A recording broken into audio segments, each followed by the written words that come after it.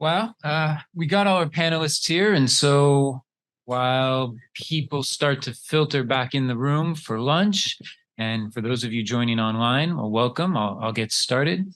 My name is Justin Sanders. I'm with the Minerva Project. I've been associated with IAFOR in one capacity or another for about 10 years now. If you permit me, I just want to, this is kind of a very personal panel for me in a number of ways. And I want to kind of give a background as to the rationale and why I see this topic as being so important.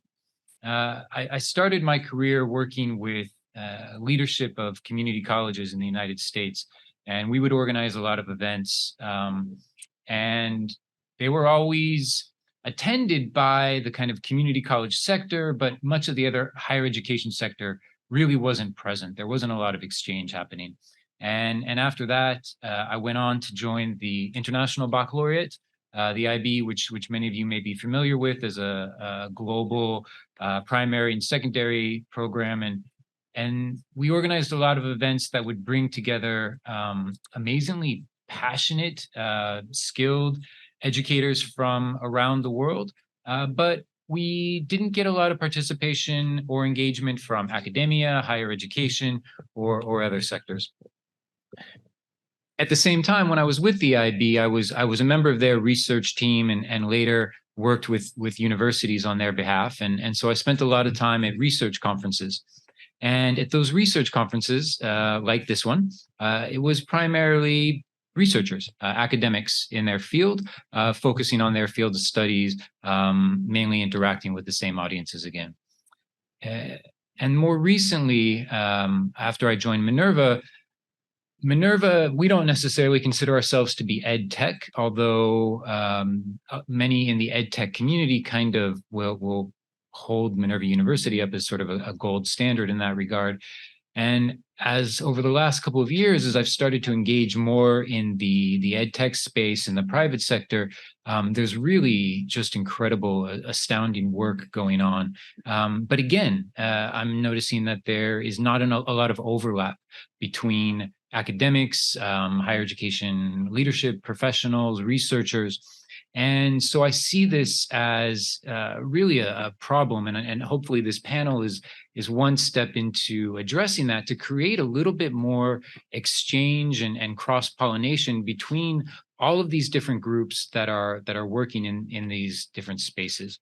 And so I invited a few people who were kind enough to agree to be on this panel together that over the last number of years within Asia have really organized some amazing networks and some amazing groups. They put on good events, specifically built to bring together different audiences in the education sector. So I'm going to let everybody introduce themselves. And Joe, why don't you start with IAFOR? Okay, well, I suppose that's thank you very much, Justin. I'll take that privilege as we're here, and lovely to see you online. Two mics and a Rachel. I hope we get to engage face to face soon. IAFOR is the International Academic Forum. It's the event that you in the room are here sort of attending, and this is the 15th iteration of this education conference, the Asian Conference on Education, and this was started whatever 14 and a bit years ago, and it was started within Japan as a means to get together people working in this country who would go to conferences in very specialized fields and who would engage in Japanese. And as somebody who wasn't a Japanese speaker, I found this very difficult, and I'd actually have to go abroad to meet Japanese and, be in London or Germany or whatever it is. And so the idea was to try and bring something to Japan and to serve the Japanese internationalization. I think we've done that, but I don't think we've been anywhere near as successful as we might have done. Internationalization within the Japanese context was is essentially involves having one foreign person who's sometimes treated a bit like an artifact or something to be studied, like a creature in a zoo, and that constitutes something international. And my sort of goal was to try and create a space where the international was normal. And I think it's great to have these spaces, and that's what's transpired. And of course, this has become certainly since it was only possible because of the advent of big data, in terms of the research possibilities that came about by those both transfers of big technology and the ability to have the communication through such things as Skype, and of course the online space where you could advertise and get people to come together. And then the coronavirus pandemic forced us into innovating new systems and providing platforms in that sort of online space and sphere as well. And we're very much, I think, a work in progress in terms of how we're engaging and living with that technology. So is that okay? I'll stop there. Perfect. Thanks very much, Joe. Rachel Chan from Esperanza in Hong Kong, if you would introduce yourself and your organization a little bit, please. Yeah, I'm from Hong Kong, an NGO that was established 5 years ago. And essentially, in the last 5 years, we've been advocating the need to innovate how we learn, from K to 12, all the way to workforce development and lifelong learning. And we are pretty much focused on the use of technology. Not that we are just interested in technology, but we think it's a good excuse, a good kind of backdoor way to innovate a very outdated system, especially in the last few years because of COVID. It gave us a very good reason to use technology to really try to do things differently. And for people who know Hong Kong or who don't know Hong Kong, we are a very small place. But the good thing is, we have very different education systems in this tiny city. And in theory, it could have been a very tightly knitted community. But the reason why I'm interested in joining this group is sometimes it's actually not that easy to connect and to network.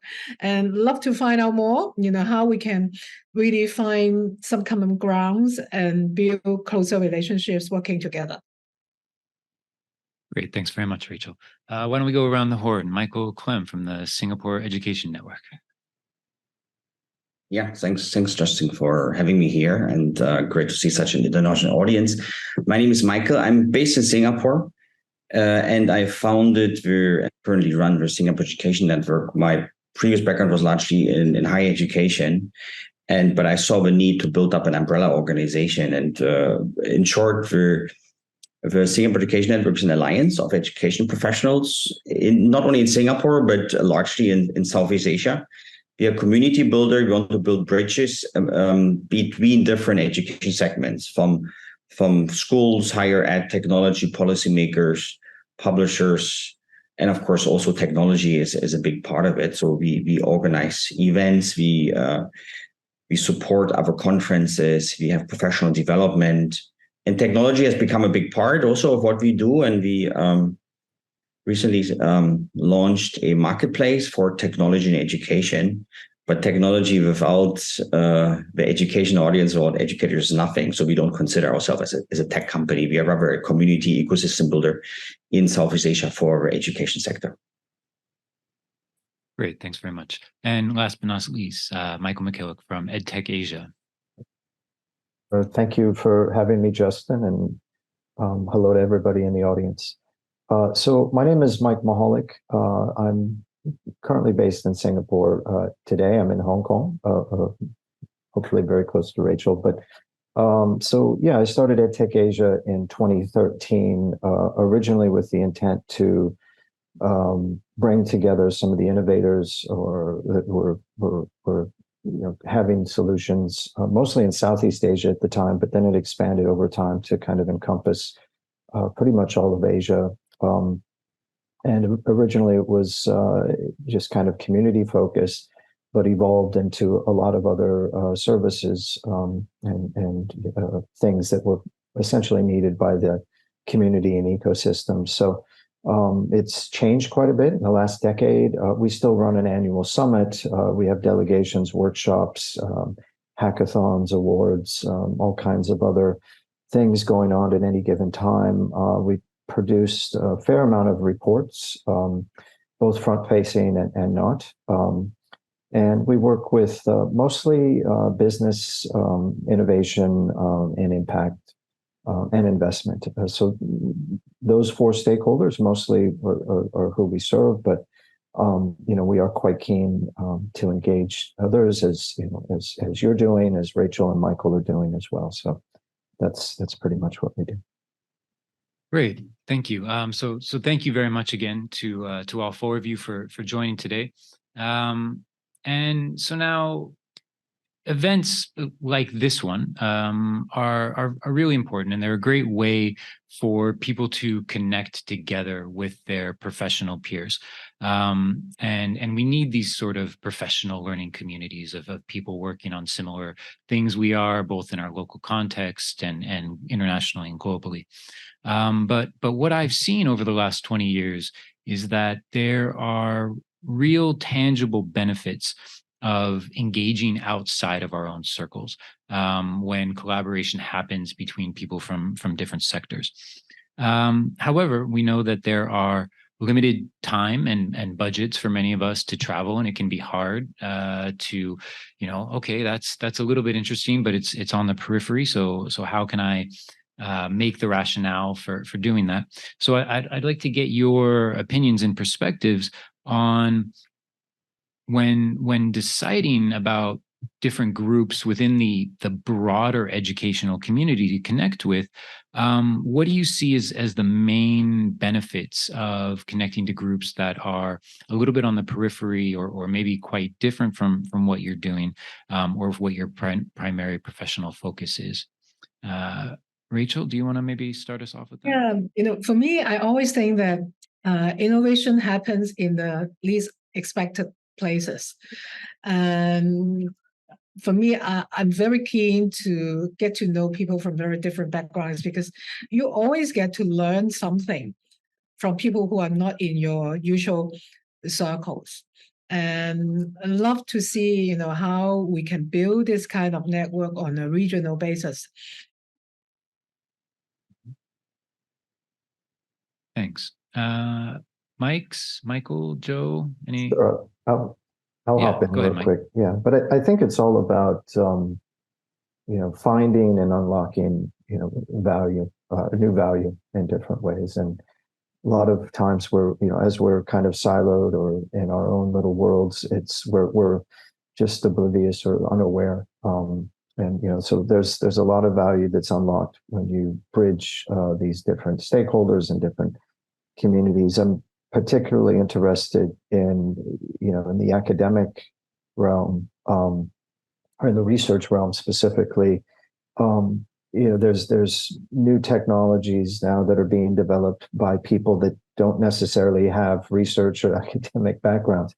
And so I'll give you a couple examples. Like in the realm of AI, there's a new solution that helps with grant proposals. I was looking at their team the other day, and they don't really have any. They're very strong on the tech side. They understand there's a need, but that obviously has a lot of implications in the research world, because a lot of it's grant driven and generating RFPs or RFIs or whatnot.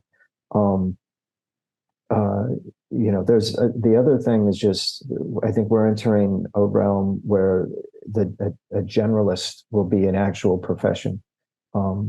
They say jack of all trades, master of none. But there's moving forward, there's a lot of strength in that. If you look at recent MBA graduates, traditionally they go into consulting or finance. One of the areas that a lot of them are going into now is product ownership or product management, which is essentially someone that has to have a broad understanding of marketing, product development, business, etc. So I think it's these we're entering an age of the generalists. So I think it behooves us all to be aware of other, the other stakeholders, at least within our niche of education. Thanks. Michael? Yeah, I mean, I can align with many things Mike just mentioned, but I mean, first of all, what is really periphery of education? It's very hard to define, and I would even challenge there is a periphery. There's maybe a difference between big and small, and maybe between brand and no brand. But education is like scaffolding. It's like a framework. You take one piece out, and the whole framework actually starts to shake. And we have some areas, maybe it could be publishing, but without publisher, they can't survive. Or maybe it's tuition centers, preschool. It's a huge industry. So there's always a need for any stakeholder to play a role in it, like it or not. And that was pretty much the starting point why, when I set up an education network, I wanted to bring all of them together, because we have many networks of many groups. They fulfill a purpose, but they are very niche. It's only counselors or teachers or higher ed or business schools, etc. But they're really interesting, innovative solutions. Tech or non-tech happen is actually where these stakeholders merge or they overlap. And that's why conference like this, or the one which Mike organizes, they bring those different stakeholders together. I think the whole advancement of technology also brought everyone a bit together. Everything is a bit technology. Many things can be done more remotely. So wherever you sit, you can always connect. Wherever you work, whatever you're more innovative, you bring up programs and discoveries and different solutions. It's much easier nowadays to promote and find partners. So accordingly, I think everybody deserves a chance. And that's why periphery as such, I think that's not really the right term in this context. And these events, which we are just attending here and contributing to, is reason, and it's a very good opportunity to actually bring everybody onto the table. I think they're important points. Somebody can maybe help me from the audience, but this idea of bringing the marginalized to the center is very important, and particularly at international events, because a lot of what's going on is comparative and contrastive anyway. That's what we're engaging in, and this to Mike's point of the generalist or the expert generalist. I mean, I do take that point as being important, but I would also say that we do need specialists, and this is why we're interdisciplinary. We need people to sort of bridge those divides and to reach out for people who do have expertise, but to know how to get that expertise and to bring that together into projects.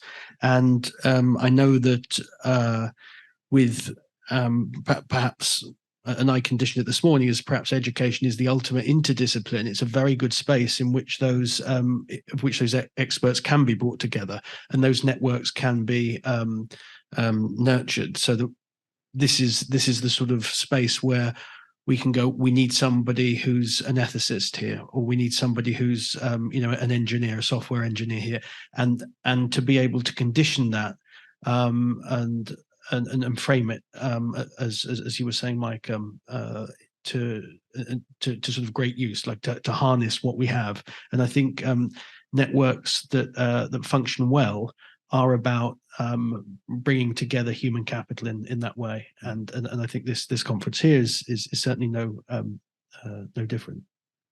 I'd actually like to pull at that thread a little bit that Michael mentioned and capitalize on having the audience here. So those of you online, I'm sorry I won't be able to see you, but we have like 300 parallel sessions going on here over the next couple of days. And I imagine most of you in the audience have kind of gone through the program and ticked off the ones that you want to attend. Can you raise your hand if you plan on attending a paper or a session over the next couple of days that is just completely different from your field of research or your area of study? About, what do you think, about half? Yeah. Something Yeah. like that. So, to Michael's point about there not really being a periphery, perhaps, in education, and it's all this greater endeavor. It might be a challenge to everybody here to kind of look for something that really pushes our ideas about what's important in areas of studies, and take advantages of opportunities like this to engage with something quite different. So thanks for that. Moving on a little bit, we've talked about events. I love events. I think there's a lot of magic happens when you get people in the same room together and they're able to have some casual talks. But besides events, what opportunities for exchange or collaboration do the organizations that you run provide? What sort of platforms are there outside of events that allow people to interact with each other? Or if it's not within your own organizations, are there any that you have seen that have worked well and you might recommend? Joe, do you want to start with some of what IAFOR does? Sure. Well, I suppose, and this not to speak to others, but what organizations like ours do is fill a lot of the spaces in between. That because we have obviously schools and educational structures which exist within particularly served communities or given geographical places, and that our sort of spring up where universities can't provide that role. One of the biggest things I'd say that a networking space like this can provide is a space that's apolitical in a good way. It means that you can get people together. It doesn't really matter your age or rank or background. It's this is a place where you're free to sort of explore a bit, and so that's within this event. But the event itself is nothing compared to the business cards that are exchanged, and then for the second level, third level, fourth level communications between people that go on when they have their own research programs, when they have face-to-face conversations, when they engage outside of the conferences. So the events themselves serve as it's almost like like a Thanksgiving or a Christmas or something where the family comes together, and then that those relationships then spread and people go off and do their own thing, but they're energized by those relationships. So recreating that in spaces online is a great challenge, and we're nowhere near there yet. But we're trying to find out how to do things. Thanks. Michael Klemm, I know that you organize a lot of events and you promote events, but I think the Singapore Educator Network tries to do a lot more than that as well, correct? Yes. First of all, it's education network, not educator. So that gives it the 360 degrees ecosystem of education. Well, first of all, I would say nothing beats an in-person interaction or conversation. I strongly support that, and we have obviously this one, what you organize in Japan, and Mike does at EdTech Asia, etc. So an in-person conference workshop, it's generally always the best to build relationships. Secondly, I would say what is also important is to create local communities by country or by city. So it's what we are trying to do in Singapore and in Jakarta and beyond. So that there's a certain, sometimes it's language related, but also just to give some kind of familiarity. Professional development is always a good topic where you can bring people together from different education segments. We run a professional development group called Teacher Meets Tax for anybody who teaches or is an educator, school, university, maybe a private tutor, and we provide free professional development for digital literacy, which is quite popular. And again, it goes across different education segments. It's great because as far as technology is concerned, many educators lack certain skills, or they're just generally new innovations, and the problems or issues faced in or outside the classroom are actually often very similar, regardless what you teach and where you teach. And I think that's a very good edit. We do have a couple of other communication or networking tools. We run some WhatsApp groups, or on our websites we have some sub communities where you can communicate with each other. The challenge is always to manage, because certain groups shouldn't be commercially used or utilized, especially when you get teachers and educators. There's a certain topic around it. And I think it's not easy, but I think it's very important that the objective of any kind of group or network you run is kind of monitored or controlled to some degree. Because again, if it becomes too commercialized, then it can lose its attractiveness. And then, of course, you've got open platforms, right, where anybody can talk and communicate with everyone, and then obviously everything goes. So I think that's sometimes the challenge, and education is always a bit of a struggle between for-profit and non-for-profit and private and public. We all know that. I think the barriers has to come a little bit down, that we talk to each other, we communicate with each other, and everything. Not everything is about money. But there is, for many organizations, obviously, as far as commercials are concerned, it is an important factor. Sometimes technology in particular, they oversell a little bit. I mean, I attend a lot of conferences and you see certain sessions and it's just a demo session. And demo session is not good enough for educators. It's about thought leadership, it's about sharing, about innovations, and maybe the company you represent can be the solution, but there are many other solutions depending on where a potential buyer user comes from. And I think we need to be a bit more neutral when we talk to different audiences, and not so much of, there's too much of a sales pitch at many events I go to. Thank you. Rachel, any thoughts on other platforms? Yeah, I actually want to learn from the two Michael here. One thing I've been thinking quite a lot recently is, have there been any good examples of network of organizations whereby members take turn to organize event in a real partnership model? Say, spring, organization A does that, and then come summer, organization B does that. And of course, every year there's a kind of jointly agreed, coordinated plan on what these people like to do. By doing that, it will be a real partnership. For us, we always have this problem is, want to engage as many organizations as possible. But very often you have people who frankly pay you lip service. And it's not very effective or productive use of time if many of your partners are just paying lip service with their logos, on your background. How can we get that stickiness? Maybe you can share your experiences.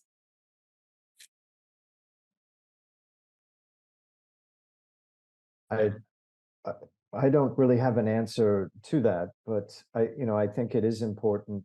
I'll just give an example, our own example. So we've been doing events. We've run events in 12 different countries in the last decade or so. We moved that. We did the summit in Hong Kong 5 or 6 years ago, and we engaged some local partners there. And it's always, it's a bit of work. It's a lot of work, actually. This year we were in Indonesia, and we were tried to engage a lot of groups there. So, to Michael's point, one of the main pain points is essentially managing the network, managing the partnerships. I think it's usually a lot more extensive than we initially believe it to be. And so that would be my only kind of warning. But I think, having shared, what you don't want to have is an audience which is one directional. If it's a true community, it's bi-directional. Therefore, partnerships and local engagement is critical. And I think, at our peak, we've toned it down over the last 4 or 5 years. But when we were running we've run over 120 events now, again, in a dozen countries. And most of them were driven by local partnerships that we had forged over the years. And we had more capacity, to manage that at that time. And since then we've consolidated a lot of our efforts just because it's more practical to focus on a few high return, high impact type of things. But every organization is going to have their own, learning and their own mission and their own, so there's going to be some variance there. But yeah, I think, definitely at its core is finding common mission, common values, and then just trying to partner up. Just to jump quickly in as an example, Rachel, we run a networking session every month. It's called Singapore Education Lounge, and it's also in Jakarta. Once you're a member, it's free membership, you can be a host partner. You create a little program, 1 hour, and the rest is networking essentially, and diversity is essentially it's a recipe for everything. Be it a tuition center, a university, a student group, a technology company. So you get people from various backgrounds in it. At the end of the day, we all care about education. The topics are not overly niche or overly technical, so you get a broader audience. You give everybody a chance. Whoever wants to create a little, we got the umbrella, we got a framework. You just need to fill it out, and accordingly, it goes across from A to Z. It's not overly difficult, just a specific kind of event type and some processes, and then off you go. It's not for money. It's not to make money. It's essentially really to bring together a community of educators. I'm conscious of time. I have a few more questions, but I want to make sure that we leave time for any questions or comments from the audience. So I have one more topic that I'd like to get to, and then after that we'll open it up a little bit.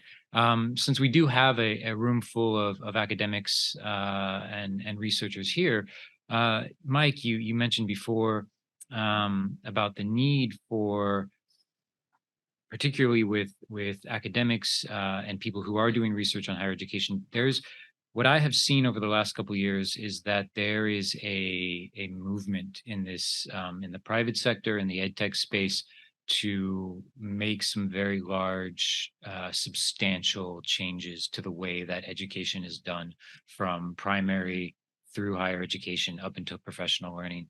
And I've seen a lot of people in universities that seem to be not really aware that wave is coming to disrupt their profession. But I've also seen that those in the private sector don't necessarily have the research background. They don't know where to go to access research. They don't know how to interpret it. They don't know how to build it into the things that they're doing. So what opportunities do you all see for creating better exchange where academics like these here today can kind of get more involved and play a bigger role in helping to inform this new movement, to make sure that it's evidence-based, and to kind of be aware of what they're doing, and to, on the other side, really take a look at some of the things they're doing. And that's right. I mean, they're just massive data sets and ripe, fertile ground for research projects. So what opportunities do you think exist here? Mike, do you want to start off with that? Sure. It's a bit of a loaded question. So I'll. It's the only kind I get. Okay. So, yeah, I mean, again, just to kind of give some examples, another company, actually one of the companies that came to our summit in Bali, has a platform that helps higher education researchers to summarize research that is readily available around specific topics, and then look for synergies between that and other research that's going on somewhere else in the world, which that's a simplified description, but it was specific to higher education research. So and the people that are driving that project, are currently their PhD students at Tsinghua University. So they're not postdocs. They're not graduated PhDs. They're just coming up with a solution to a need or an issue that they're experiencing firsthand. And so, how do you find these people? How do you know what is out there? I think you can look at, there's a few venture capital firms, private equity firms around the world that are specific or have specifically invested in higher education or the evolution or progression of higher education. Emerge out of the UK is an example. I think his first company was a higher education solution. And then, as he exited that company, now they're more varied, but covering different subsectors of education. But there's a few out there. Most of them are Europe or US based, to be honest. But having a look at what some of the companies within the portfolio of these funds are that are specific to higher education and how they're improving it. At least the research side could be interesting. I think, even your platform now, IAFOR, maybe there could be opportunity for a subgroup within that of people that are interested in having more connection with the private sector and being, coming up with their own solutions. And, I think that would be a great opportunity. There's more in the international development realm. If you look at Southeast Asia, for example, you've got the former SHARE program, which was essentially tasked. It was supported by the EU Commission, but was tasked with modernizing higher education for a lot of the ASEAN countries. There's a new program out of Vietnam called HEDS, HEDS, which again is tasked. That one's from USAID. The tasked with modernizing higher education in that market. So there's a couple of kind of these large international development initiatives. World Bank, ADB have some similar ones as well that you can tap into and kind of see what they're doing. But as for a specific go-to spot, there really isn't. You kind of have to mix and match. Joe, what do you think? I just wanted to pick up a point, particularly, we're international, intercultural, interdisciplinary, but you could add the interprofessional onto that. And I think one of the things does come down to communication and the ways in which we communicate. We've essentially we've been taught as academics, we mainly communicate through sort of 5,000 word articles with very long sort of titles that very few people read. And in terms of sort of branding, we could learn a bit from the people in marketing. We could learn a bit from those people who are communication professionals. The thing that I find often most frustrating is that those people who are the most thoughtful often are the worst communicators. And it's not that they've got nothing to say, it's that they're actually very considered, thoughtful sort of people, and they find it difficult to sort of give you a very short, snappy briefing note as, is this right or wrong, or is this good or bad?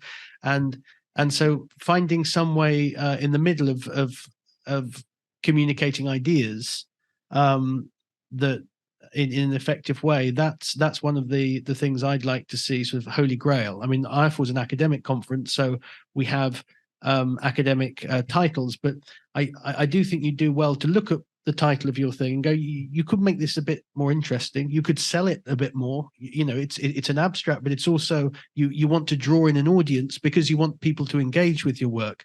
And then I think it's we might have something in between the academic paper and nothing, because for us that engaging with academic papers is not that easy, and I think it's a responsibility, and particularly of us working within education, to look at what we try and do right back from early childhood. It is communication, it is socialization, and we perhaps do well to take more responsibility in reaching out and presenting our ideas, not just in the journal way, but in a short shorter, sweeter, and a more attractive fashion. Yeah, that makes a lot of sense. Yeah, Rachel, go ahead. I actually have a similar point. Don't use the word research. It actually put people off if you start off saying that I want to do a research with you. The second barrier I always find is it's a time cost. A lot of people have an impression, at least an impression, that working with academic takes ages. And there's a lot of processes, procedures, forms to fill. The third thing is, surprisingly, is the cost. At least, for some institutions that I know, it could be more expensive working with an academic team than with a business consulting team. Interesting. So big messages That's are controversial. Yeah, It's a controversial statement.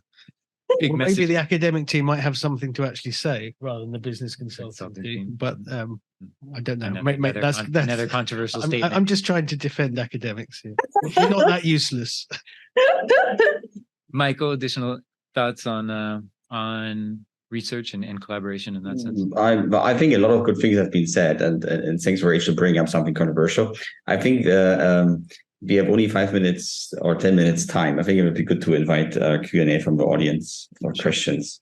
Perfect. If you don't mind. Do we? Yeah, please. Do we have a? We need to wait for the microphone, otherwise they won't be able to hear you.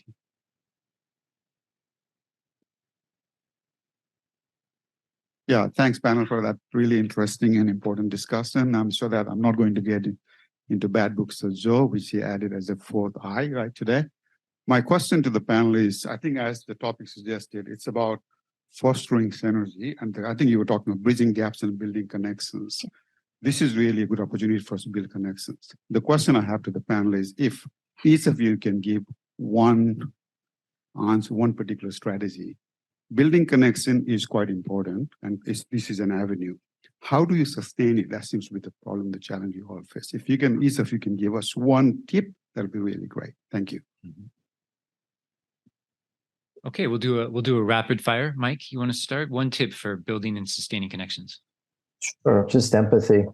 Focus on, I won't go into details on empathy, but that's kind of been my core over the years. And then consistency, just like with any relationship, it takes maintenance, and over time you need to reassess and maintain. So empathy and maintenance. Michael? I think all of us attend a lot of events and conferences also internationally, and I realize a lot of people don't prepare them properly. So, and it's always good to catch up at least once per year with anybody who you think might be a very good person to stay in touch with. If there's a direct match or an indirect match, doesn't matter. So prepare conferences, stay in touch, reach out, and then you can meet actually a lot of people at different events. And if it doesn't work out, talk to that person at least once a year, even with a brief call. And sometimes it's just an exchange of the latest ideas and innovation. If something comes out, a partnership, that's great. If not, so be it. It was a good conversation, and you stay in touch with a person you like to be accustomed with. Rachel?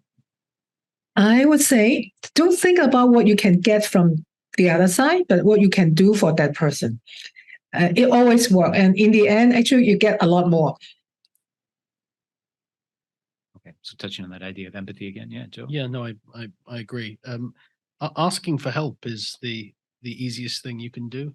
And it's also I think the thing that we're most conditioned to do. If you just go, I need help, this is my problem. And the more open you are and the clearer you are about what you might need, the more that someone might be able to help you. And I think that's certainly being at the center of a network like IAFOR. I couldn't do any of this without consistently reaching out all the time for help, and that I think is how you build anything sustainable. And if I might offer one quite easy strategy as well, that's worked for me, Subscribe to a couple newsletters that are outside of what you normally do. Something like EdSurge or EduCause in the US or University World News, and then who's writing about what and what are the developments going on about that space. That has really opened my eyes to what different people are working on and being able to kind of see some connections across sectors. So, yeah. How are we on time? We're good? Okay. So with that, thank you very much to everybody. Hopefully this has kind of inspired you to get outside of your comfort zones a little bit, both at this event and afterwards. Joe, Mike, Michael, Rachel, thank you very much. Thank you Justin. everyone for joining, and we'll take a break for the next session.